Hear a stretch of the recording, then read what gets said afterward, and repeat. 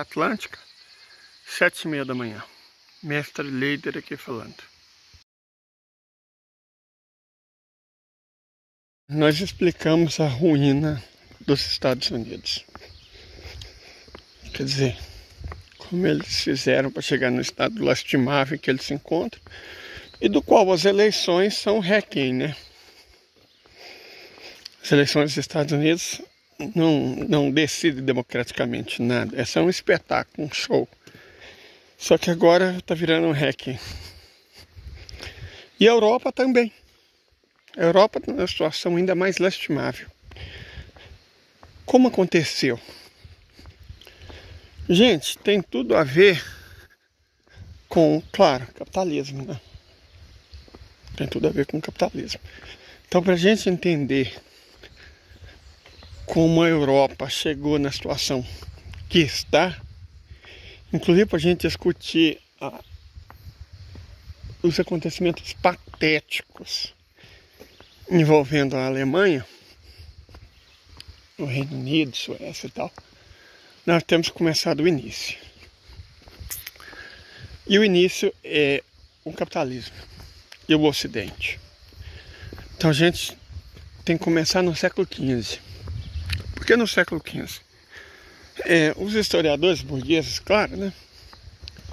Eles gostam de determinar a origem da idade contemporânea com a Revolução Francesa e a origem da idade moderna com a queda de Constantinopla.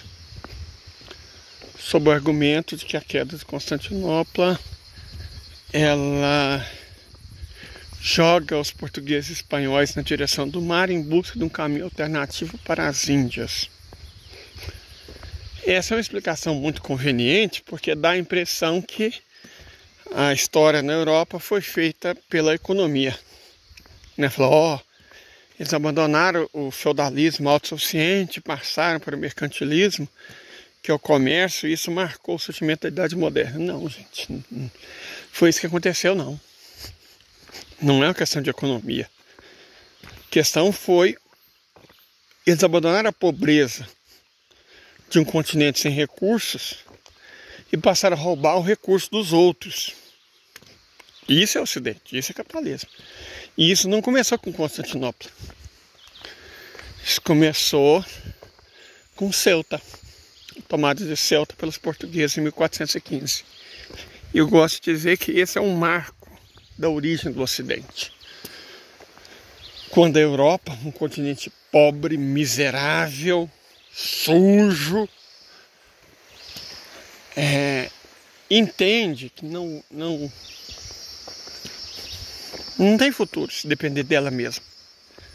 Não tem solos férteis, não tem minas, jazidas minerais, né? Não tem nem rio. Então eles têm que roubar recursos dos outros. E quando começa essa pilhagem sistemática da Europa com recursos dos outros?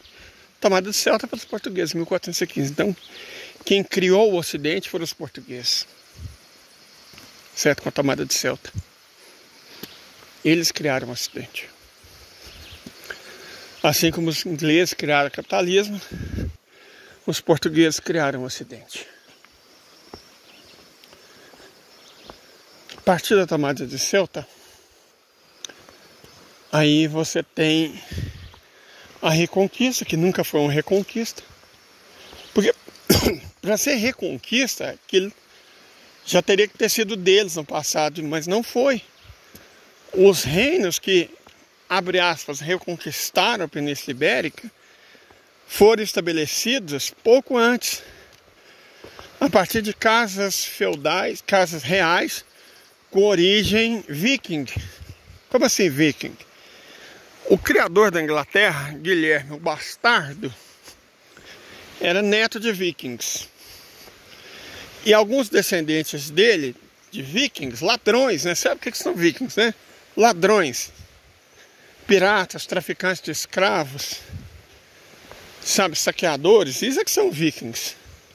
São seres tão desprezíveis que a mídia ocidental não perde a oportunidade de endeusá-los. Então, com origem nessas raízes vikings, germânicas, né, de ladrões, você tem Guilherme Bastardo, que cria a Inglaterra, depois Filipe Augusto, da França, e as casas reais do norte da Península Ibérica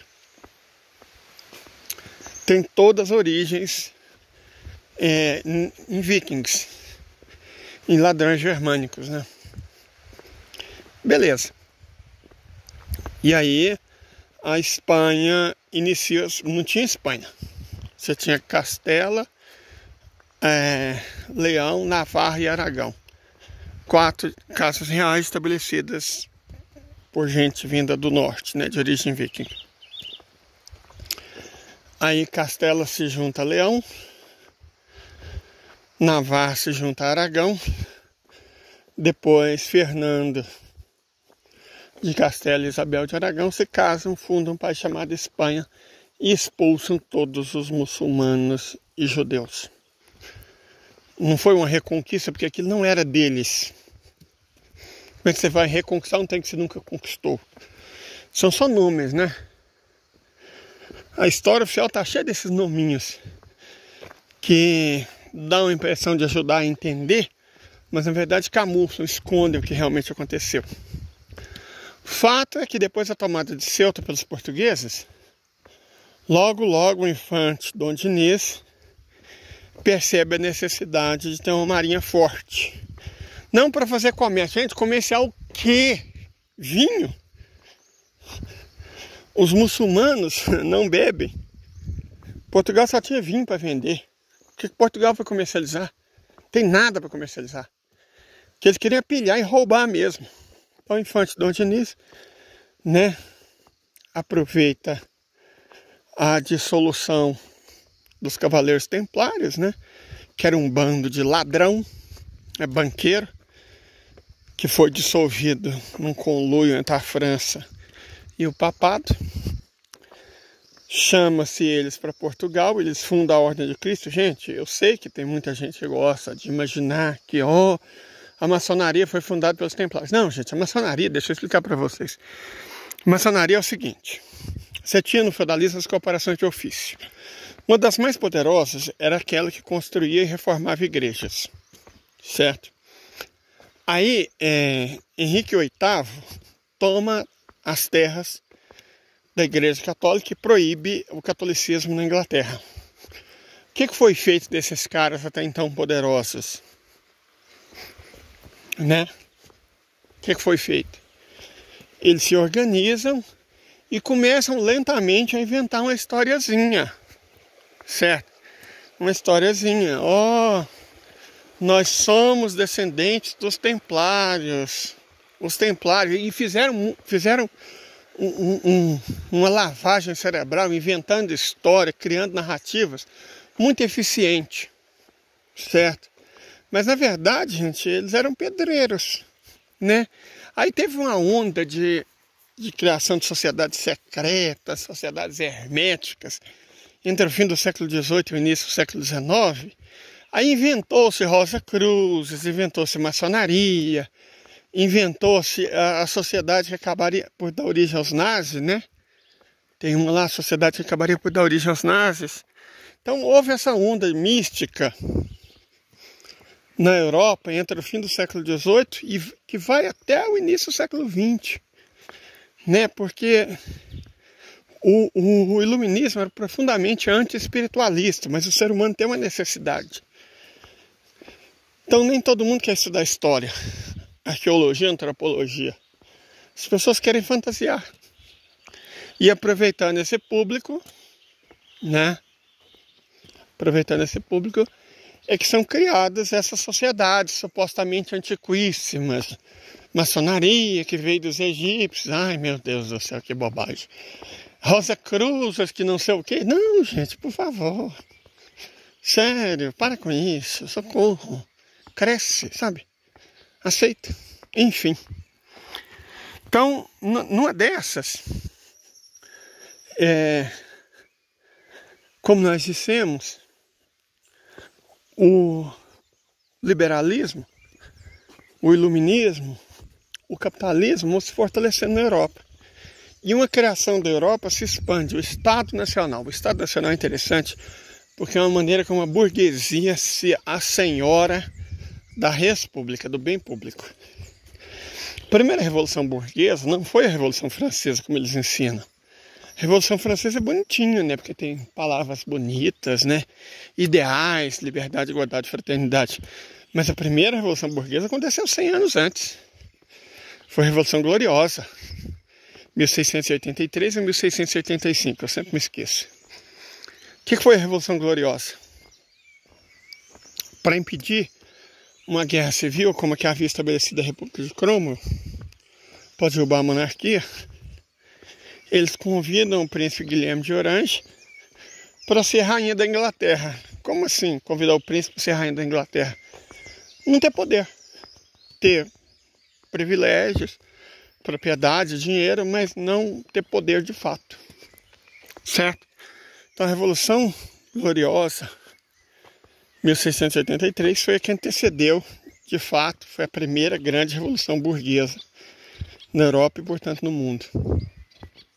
Ela esteve profundamente vinculada à passagem, os enclosures, os cercamentos, né, haviam acontecido um século antes, quando, sob o pretexto de combater o catolicismo, Henrique VIII roubou metade das terras do país e transformou elas em mercadoria. Vendeu elas e expulsou as pessoas que nela viviam. Formou-se uma legião de pobres e miseráveis na Inglaterra e a partir da primeira Revolução Burguesa, gloriosa, achou-se um uso para essa classe de pessoas miseráveis que abundavam na Inglaterra, que é trabalhar como escravo. Mas muito pior que o escravo, eu sempre falo isso. A condição do trabalhador, modo geral, é pior que a do escravo. Nossa, Lida, como é que você fala isso? Gente, o senhor de escravos, veja a história de Roma. Esquece o que os europeus fizeram. Pensa nos criadores do conceito de escravo pessoal. São os romanos, os gregos e os israelitas que criaram a escravidão pessoal. A China nunca conheceu a escravidão. China não conheceu a escravidão. Escravo, liberal adora falar isso, ANCAP, né? A escravidão existiu. Não, mentira. Você tinha um regime de servidão derrotado, que a pessoa trabalhava para o Estado. A escravização pessoal é europeia e israelita. É o Ocidente que teve, não foi o mundo inteiro. Os muçulmanos depois adotaram. Mas somente se a pessoa não fosse muçulmana. Se você se convertesse ao islamismo, você deixava de ser escravo. Certo? Então, assim, é muito conveniente falar que o mundo inteiro conheceu a escravidão. Não, escravidão pessoal é uma obra de gregos, romanos e israelitas. Certo? Mais gregos e romanos que qualquer outra coisa. Então, vamos pensar mesmo a escravidão de Roma. Leiam, gente, sério, nossa senhora. É importante ler. Sabe, eu sou pobre, consigo comprar livro e ler. Sabe, história da vida cotidiana em Roma. Livraço. O dono dos escravos tinha que alimentá-lo e fornecer abrigo. O dono do trabalho assalariado não precisa. Entende? Coitado que está na favela, que está nas ruas, o burguês não tem obrigação nenhuma com ele. Ele pode morrer de fome e sem abrigo. Foda-se. O escravo não. E a carga de horário do escravo era menor que a do trabalhador assalariado. Principalmente no início da Revolução Industrial. Então a escravização foi uma maneira torpe dos europeus, dos ocidentais de fazer as coisas, mas o trabalho assalariado era pior. Porque o servo camponês, ele trabalhava muito menos do que hoje em dia. Você trabalhava muito menos, trabalhava de acordo com as estações. Certo? Ele tinha muito tempo livre. O trabalhador assalariado não, as jornadas de trabalho chegaram por 14, 16 horas. Trabalhava de segunda a domingo, a partir dos 6 anos de idade até a morte. O capitalista não era obrigado a alimentar o funcionário, não era obrigado a abrigar o funcionário. Simples assim. Entendeu? Era uma ótima maneira de você ter mão de obra disponível, muito mais barata do que sairia o servo ou o escravo, e não ter nenhuma responsabilidade sobre ela. Foda-se. Capitalismo é isso, gente. Sabe? Tira a máscara do capitalismo. É isso. Tira a máscara do Ocidente. É isso. Tira a máscara da Europa. É isso.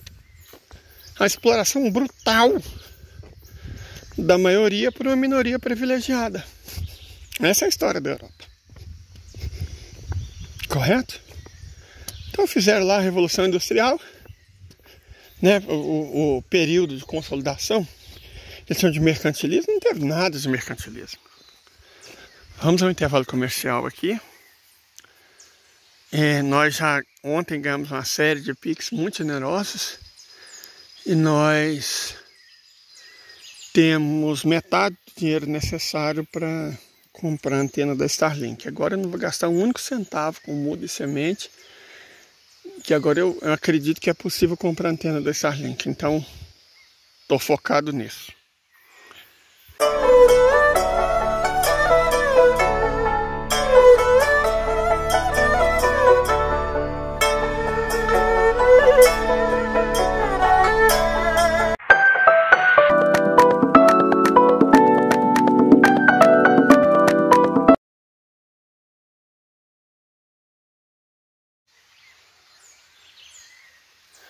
A mandioca originalmente é um cipó, uma planta assim. Isso é um pé de mandioca. Que doida.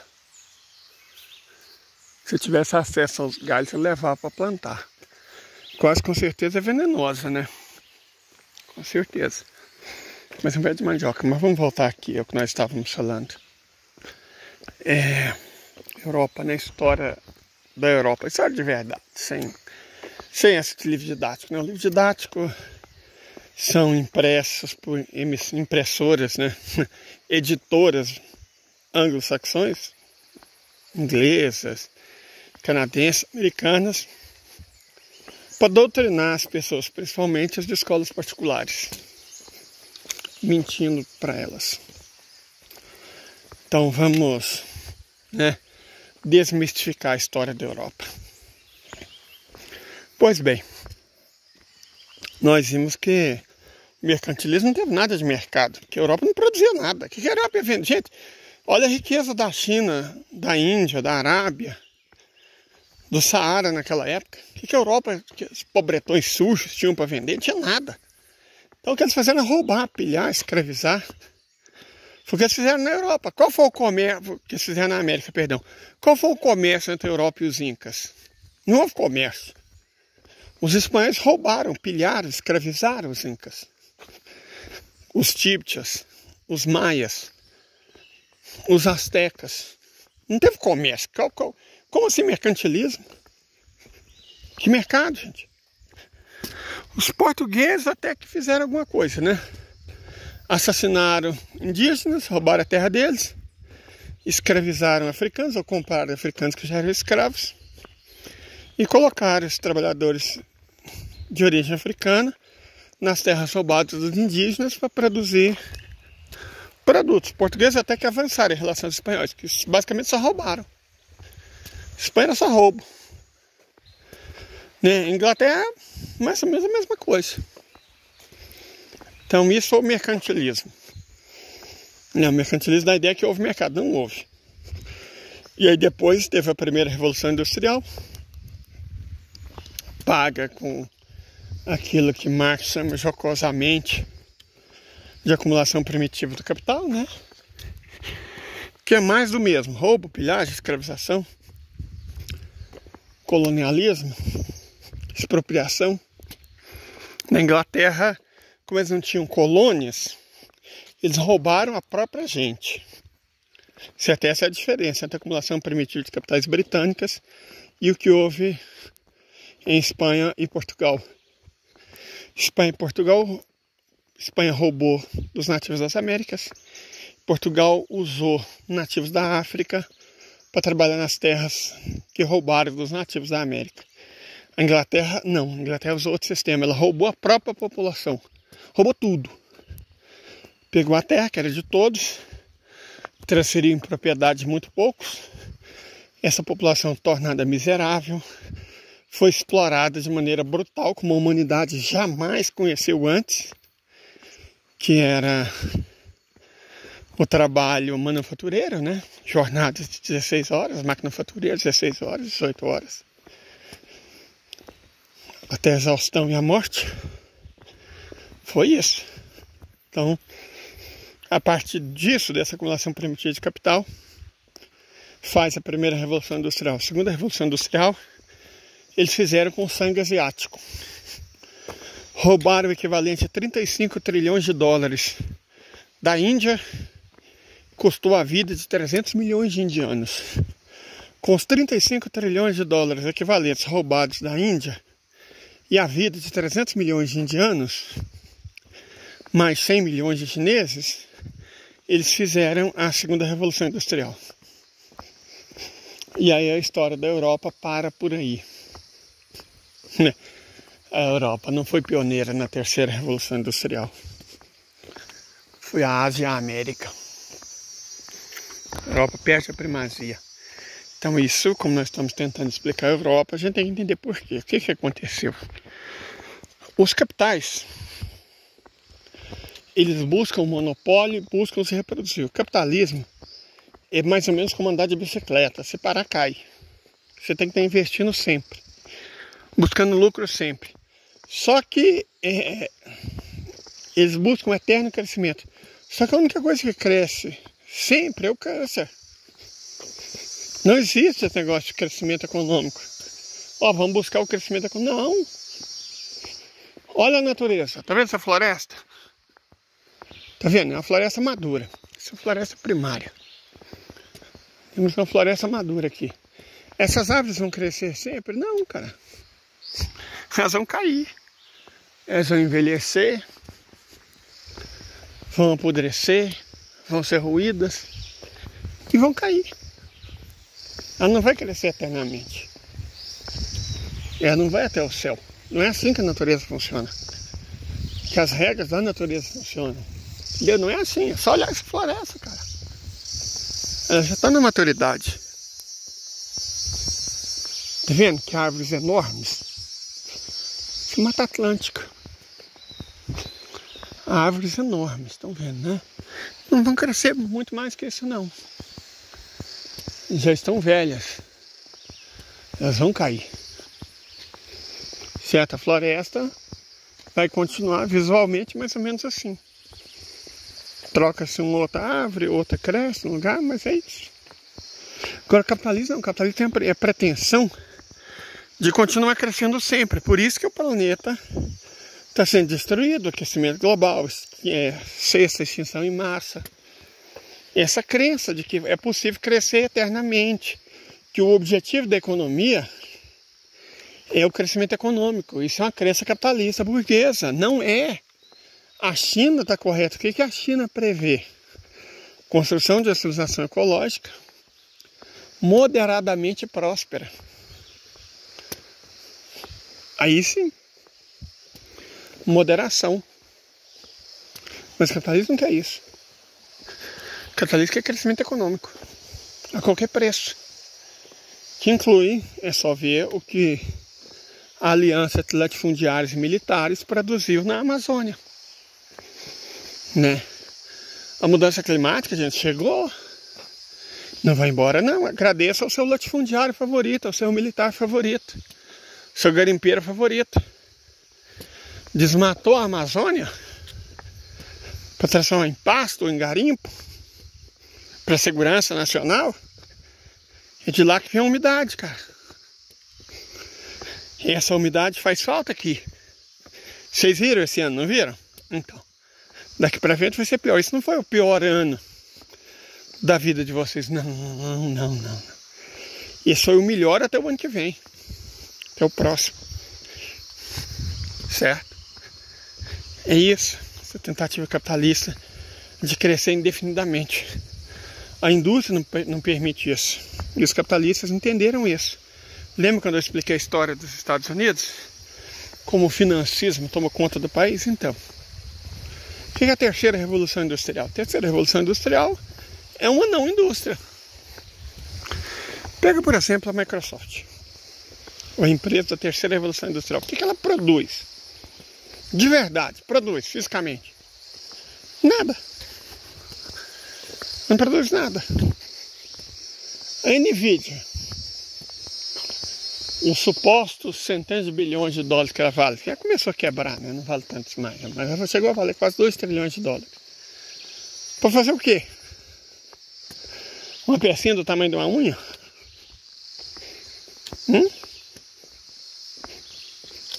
A Apple não fabrica nada não, gente. Ela paga chineses e indianos para fabricar por ela. Só a marca. A Amazon. O que a Amazon produz? Nada. Ela intermedia. Produz nada. As grandes empresas capitalistas não produzem porcaria nenhuma. Certo? Não produzem nada. Simples assim. Mas por que isso então? Porque é a maneira de você continuar extraindo riqueza sem produzir riqueza. Se você não produz riqueza, o que é feito pela agricultura, pela indústria, você tem que extrair riqueza. Como é que você extrai riqueza? Tira de quem já tem. A função da Amazon é essa. Pegar uma parte da riqueza dos que produzem. Certo? Simples assim. Rouba de riqueza que não foi você que produziu. Isso é muito capitalismo, isso é muito Ocidente, isso é muito Europa. Só que a Europa não entendeu isso.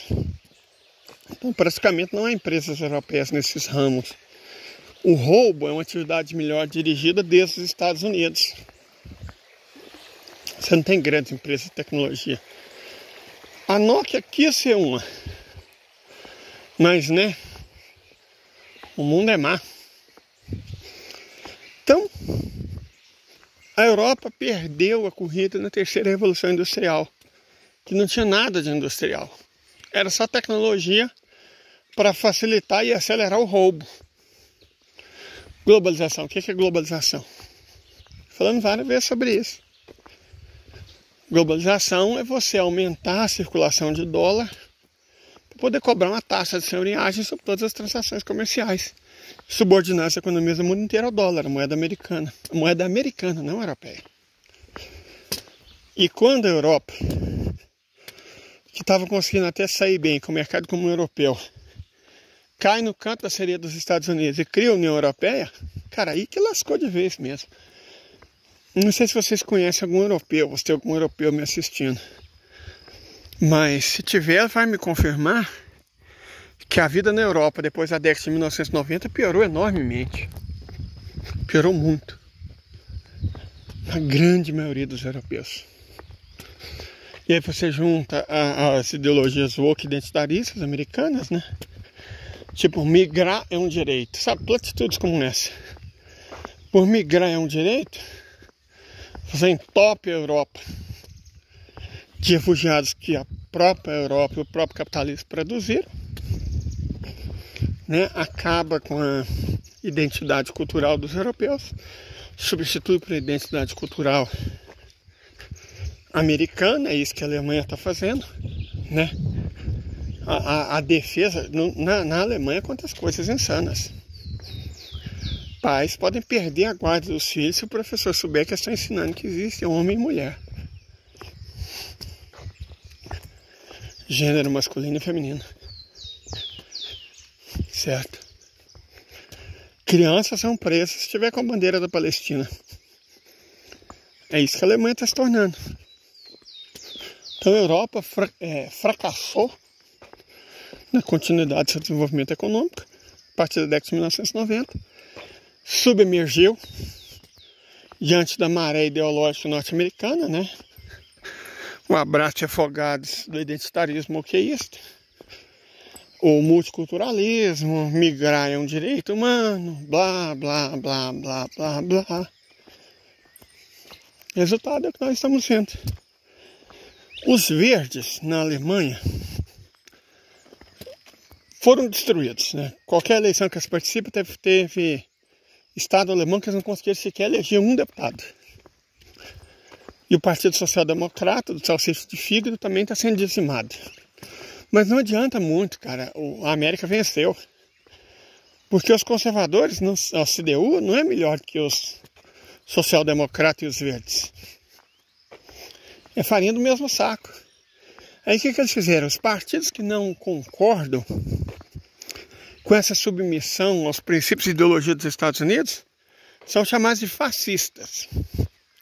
Eles criaram esse espantalho do fascismo, da extrema-direita. Tudo para eles é extrema-direita, menos a extrema-direita. Os democratas são extrema-direita.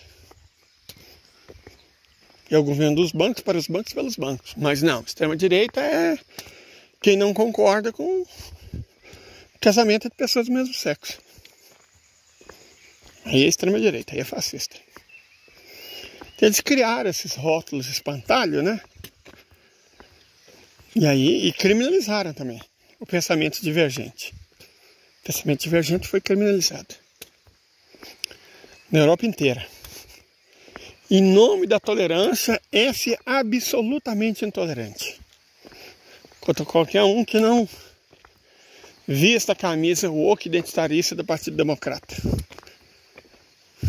Então, você rouba a camisa dos europeus e como única alternativa é a camisa woke identitarista. Você pode escolher a frase, né? LGBTQIAPN+, não sei. Emigrar é um direito humano. Você pode defender Israel, falar contra, não. E é isso. A Europa passou a ocupar o lugar de árabes e chineses no financiamento dos Estados Unidos. O projeto Petrodólar foi feito às custas dos árabes. O projeto da globalização foi feito à custa dos chineses. Só que os árabes e os chineses perceberam logo que estavam sendo passados para trás e desembarcaram. Aí é necessário outro mané para fazer funcionar a máquina dos Estados Unidos. Então hoje, quem compra título da dívida pública americana? Qual que é o grosso? Britânico, belga, holandês, ou seja, os europeus. São eles que estão financiando a dívida pública americana. A máquina do capitalismo americano está sendo financiada pelos europeus. Os asiáticos desembarcaram. Por financiar a navegação do Titanic, a Europa está afundando junto. Simples assim. Certo? A Alemanha destruiu a própria economia, abrindo mão dos recursos naturais e energéticos e da energia barata da Rússia para agradar os Estados Unidos, né? Guerra da Ucrânia. E agora parece que tem oficial alemão, navio alemão envolvido no sequestro de cidadão libanês pelo Estado de Israel. Quer dizer, não aprenderam nada com a guerra na Ucrânia. Estão entrando na guerra de Israel. A Ucrânia está sendo um desastre. Entupiu a Europa com milhões de ucranianos. Desestabilizou uma Europa que já havia sido desestabilizada pelos milhões de imigrantes na Síria. Uma guerra que eles ajudaram. Né? Mas não estão satisfeitos. Pelo jeito eles querem receber também os milhões de imigrantes que vão sair de Israel. Porque eles vão ter que sair de Israel, gente. Ou vocês acreditam na solução de 2 estados que vai existir? Não. Depois de tudo, não tem mais clima. Os europeus orientais, Askenazi, que fizeram o inferno, o Levante, vão ter que voltar para casa. Então eles vão voltar para onde? Os Estados Unidos, pelo jeito, não quer eles. Quer só alguns, né? Vamos voltar para onde? Vamos voltar para a Europa, cara. Vamos para a Europa. Escreva o que eu estou falando. Milhões deles vão para a Europa. Eles já estão criando o clima para isso. Permitindo a entrada, dando status de refugiado, criminalizando quem fala mal deles, né? Então, da mesma forma, o que da Europa não foi destruída pelos migrantes vindos do Oriente Médio, conseguiu resistir aos migrantes vindos da Ucrânia, agora vai terminar de ser destruída pelos askenazes que vão retornar. É isso. Eles acreditam que defendendo os Estados Unidos, eles vão estar se defendendo contra os malvados russos. Como é que eles caíram tanto, né? Eu acho que não é que eles caíram. Eles sempre estiveram rastejando. Só que mesmo as najas, de vez em quando, levanta a cabeça. Mas é um ser rastejante. Assim são os europeus. Eles não estão caindo. Eles estão voltando para o lugar onde eles sempre estiveram. Isso é o Ocidente. Isso é a Europa. A Alemanha vai fazer guerra contra o Irã e contra a Rússia? Sinceramente, não duvido. Vai ser a destruição dela, da Europa? Provavelmente. O que a liderança europeia vai fazer? Apoiar isso. Né? Como eu disse ontem, a guerra é inevitável. A guerra é absolutamente inevitável, infelizmente. Por mais que doa. Dá pra gente correr aqui, fugir ali, mas a guerra é inevitável. O que a gente tem que escolher é se nós vamos ser destruídos junto com eles. Essa é a nossa escolha.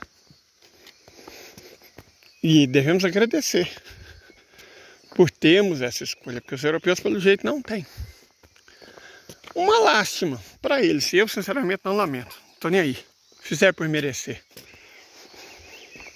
Minha bisavó era Cranacore. Minha trisavó era Guarani. Meu trisavô era escravo. Então não tem por que defender a Europa, não. Ou lastimar o futuro dela. Foda-se. Tô nem aí. É sobre isso. E não vai ficar nada bem. Mas eu espero que pelo menos vocês fiquem. Até. Fui.